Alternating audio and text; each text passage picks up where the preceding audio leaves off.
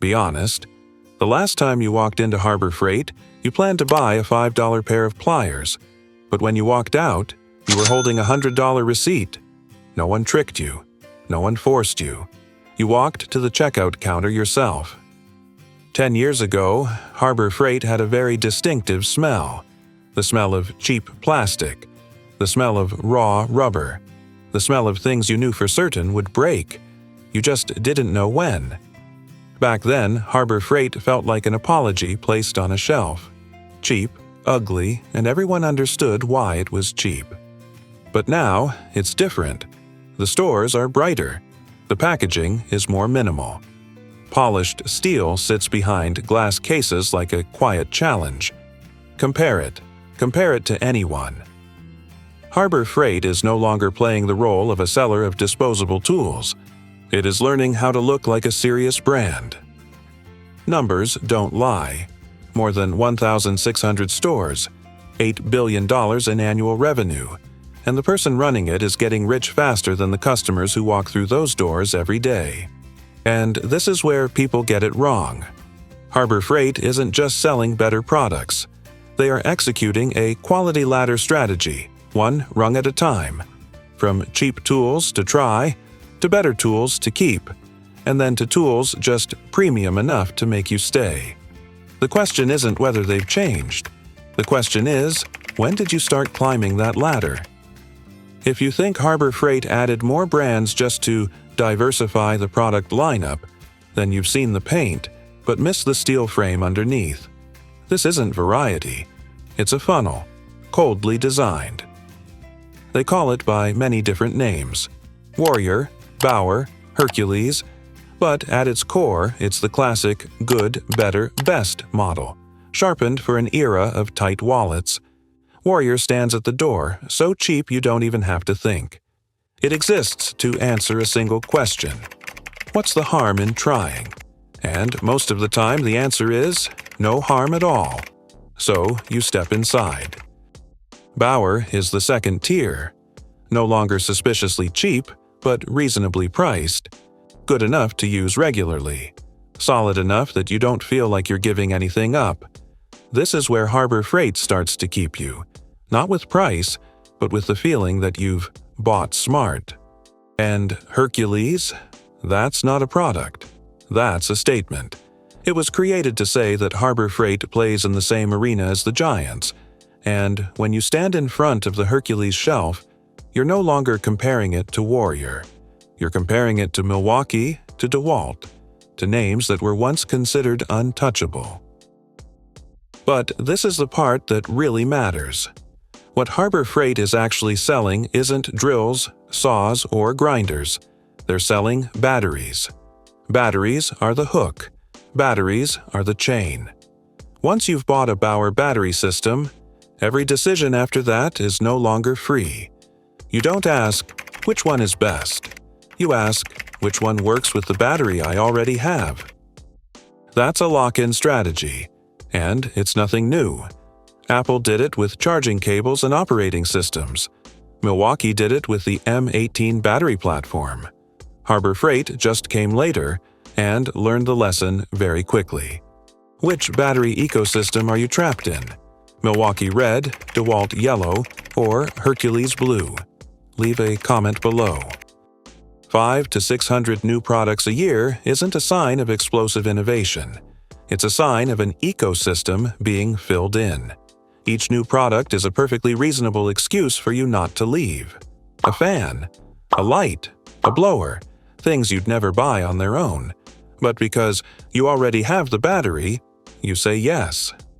This is the Trojan horse. On the outside, it looks like a bargain. Gentle, comfortable, non-threatening. But once you bring it home, an entire army of purchasing decisions is already hidden inside. From that moment on, Harbor Freight no longer has to compete product by product. They just have to keep you inside their fence. And the uncomfortable truth is, it works. In an economy where consumers are exhausted from being squeezed by big brands, Harbor Freight offers a sense of control. You're not buying the most expensive option. You're not buying the cheapest either. You're buying something that feels smart enough, and that feeling is exactly what makes it dangerous. The question now is no longer whether Harbor Freight is playing the ecosystem game. They're playing it very well. The real question is, once you're locked in by the battery, are you still truly a customer, or just a component in a sales system optimized down to the smallest decision? The tool industry has a lie that's been repeated long enough to sound like truth. High price means high quality. But Harbor Freight doesn't hit you with words. They hit you with silence. And when you look closer, the so-called brand tax starts to reveal itself. Take a simple example. A Bauer sander costs around $99. A Ryobi one, looking almost identical, costs close to $200. The instinctive question is, the more expensive one must be better. But a deeper look shows that both come from the same OEM factory in China. Same production line, same engineering, same core motor. The biggest difference lies in the plastic housing and the logo printed on it. And this isn't an exception. Harbor Freight's hand tools have been traced back to the same manufacturing sources as lines sold under the Milwaukee name. The Daytona Jack, a product that once made the entire industry raise an eyebrow, was found to have a structure nearly identical to Snap-on's, close enough to lead to lawsuits. These aren't back-alley rumors. They are evidence of a hard truth to swallow. Many of the things you buy aren't expensive because they're better, but because you're paying for a story. Harbor Freight understood this earlier than most of the market, and instead of playing by the old rules, they decided to hack the system. No expensive TV ads, no tournament sponsorships, no glossy influencers. They kept marketing in-house, focused on flyers, emails, and dense local presence. Every dollar not spent on image was a dollar that could go toward lowering prices or improving quality. This is the key point many people miss. Harbor Freight doesn't tell you they're better. They let you compare for yourself. And when you hold two tools that weigh the same, feel the same cold metal, and share nearly identical specs, an uncomfortable question starts to form in your mind. What am I actually paying for? The answer is usually uncomfortable. You're paying for the paint color, paying for brand history, paying for a sense of security built by advertising and legacy. And for many years, American consumers accepted that as an unofficial tax, a tax on not wanting to think too hard. But times have changed. Inflation has made every purchasing decision feel heavier. When budgets get tight, people start looking more closely. And that's when Harbor Freight's strategy starts to work. They don't need to convince you they're the best. They just need to make you question whether the big brands are really worth the price difference. Of course, this doesn't mean every product is 100% the same. Quality control, warranties, and long-term consistency are still important variables. But the story is no longer cheap means bad. The story now is expensive doesn't necessarily mean worth it. Harbor Freight turned that skepticism into a weapon. They stand at the edge of the system, point inward, and whisper, "Look closely." And once consumers have really looked, it's very hard to return to that original state of blindness. The final question isn't whether a logo has value. It does, without a doubt. But in a world where two products are 90 to 99% identical, the real question is that price difference buying you quality, or just the feeling that you bought the right brand? If you look for Harbor Freight in glamorous places, you'll be disappointed. No upscale malls, no shopping boulevards. They choose the places big corporations consider not worth the trouble. Towns of 5,000 people, old industrial zones, strips where parking matters more than the storefront. This isn't accidental. It's strategy. Harbor Freight doesn't go head-to-head with Home Depot or Lowe's on scale. They step aside. While competitors build massive superstores, where you park far away, walk hundreds of feet, and get lost in a maze of aisles just to buy a single wrench, Harbor Freight compresses that experience into a quick stop. You park right in front, you walk in, you grab what you need, you walk out. 5 minutes, no more. From an economic perspective, this is an extremely clever move. They don't sell to big projects. They sell to the moment of, damn it, I need this right now. A stripped bolt, a pair of pliers breaking at 9 p.m., a weekend when the big stores close early. In those moments, Harbor Freight doesn't compete on brand. They compete on time. The speed at which they open stores reflects this mindset as well. On average, it takes just over 2 months to turn an empty space into an operating store. No elaborate decor. No complex design. Everything is standardized, repeatable, and optimized for replication. This is a guerrilla model, not an empire built from marble. And then there's a detail few people notice, but one that's critically important. They almost never close stores. In American retail, where store closing sale signs pop up like weeds after the rain, the persistent presence creates a very particular kind of trust. Not global brand trust, but local trust. The mechanic in town knows that store will still be there next year. The garage owner knows that when something is urgent, there's a place he can run to. Over time, Harbor Freight becomes part of everyday infrastructure, like a gas station or a convenience store. No one loves it, but everyone needs it.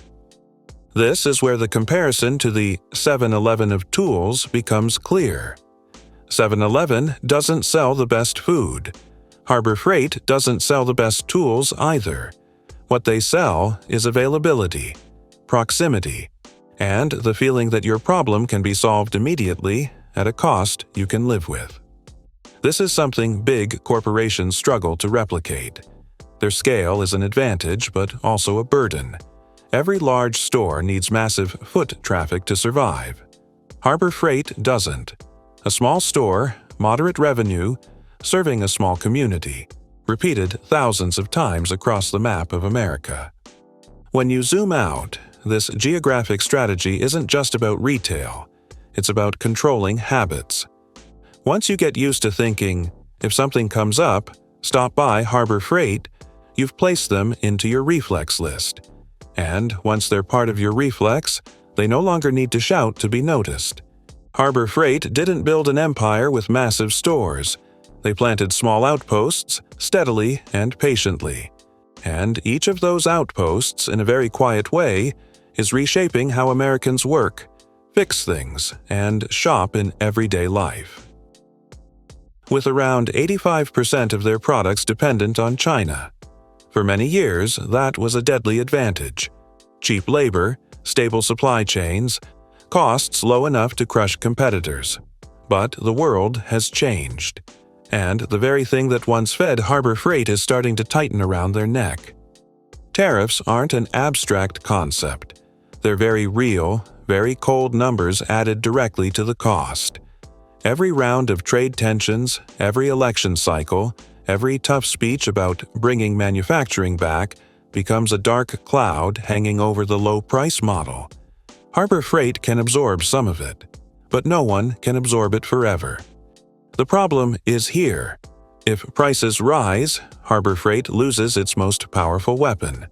When a Bauer drill is no longer much cheaper than its competitors, comparisons become far more brutal. That's when consumers start asking harder questions about long-term durability, warranties, and reputation. And in that arena, Harbor Freight has never been the undisputed champion. They understand this. That's why questions about Vietnam, Mexico, or Taiwan are appearing more and more often in behind-the-scenes discussions. Shifting a supply chain isn't something that happens overnight. It takes time, capital, and political stability. In the meantime, pressure continues to build on every container that reaches port. The irony is that Harbor Freight is stuck between two identities. They're no longer a store that sells cheap disposable tools, but they also haven't fully become a premium brand strong enough to raise prices without pushback. The quality ladder has lifted them higher, but the higher they climb, the more dangerous the gap below becomes. Harbor Freight can choose the path of gradual price increases, hoping customers are locked deeply enough into the battery ecosystem to accept it. But that's a double-edged sword. American consumers today are sensitive to every dollar. They can forgive an imperfect product, but they don't forgive the feeling of being betrayed. There's another scenario, a darker one. If cost pressures rise too quickly, Harbor Freight will be forced to cut in the places few people notice: thinner materials, looser quality control, shorter product lifespans, and when that happens, the old memory of cheap means bad will come rushing back, and trust, once lost, can never be bought back with coupons. If prices at Harbor Freight go up by 20%, would you still buy there? Or would you go back to DeWalt or Makita? The problem with Harbor Freight is no longer should you buy or not. The better question is, how do you buy without letting their strategy make the decision for you? When a company becomes extremely good at shaping behavior, consumers have to become smarter, not richer. The first rule is the one-time rule. If you've never done something before, don't buy premium tools for it. Buy the cheapest thing that's good enough for the first project. If it survives, you've saved money. If it breaks, you've just gained extremely valuable information. You truly need that tool, and you use it enough to justify an upgrade. This isn't being cheap. It's controlled experimentation. That's why cheap lines like Warrior don't exist to be looked down on, but to serve as a test. They give you the most honest answer about your own usage habits. No advertisement can do that. The second rule is knowing what's worth investing in. There are products where Harbor Freight has convincingly overcome old prejudices. The Icon line with its lifetime warranty is no longer a joke. It exists to challenge brands that have lived more off reputation than real innovation. The U.S. General tool chests are the same. Thick steel, solid drawer slides, reasonable pricing. These are buy once, use for years items, and ones you're unlikely to regret. The Daytona hydraulic jack is a textbook example of a worth-it product. Not because it's perfect, but because the ratio between price, performance, and risk is exceptionally good. In the real world, that's the metric that actually matters. But there are also areas that require extreme caution. Precision measuring tools, where small inaccuracies lead to big consequences, are not the place to save a few dozen dollars. Cheap metal cutting tools fall into the same category. This is where low cost often means poor materials and heat treatment, and the consequences can far outweigh the money you thought you saved. The final rule, and the most important one, is don't let the battery ecosystem turn you into a hostage. Before buying a second or third battery, stop and ask yourself, if I leave this system tomorrow, how much do I lose? If the answer makes you uncomfortable, that's a sign you're locked in too deep. Harbor Freight isn't bad, they're smart. And in a brutal economy, being smart is a survival advantage. But that advantage shouldn't belong to only one side. A smart buying matrix isn't a list of what to buy or avoid. It's how you take decision-making power back from strategies designed to make you spend money before you even realize it. And now, I want to hear your real story. The worst one, or the best one. With Harbor Freight, has anyone ever snapped a wrench on the very first turn? Or is there a tool that survived far longer than you ever expected? Share it in the comments. And like and subscribe to the channel if you want to go further. See you next time.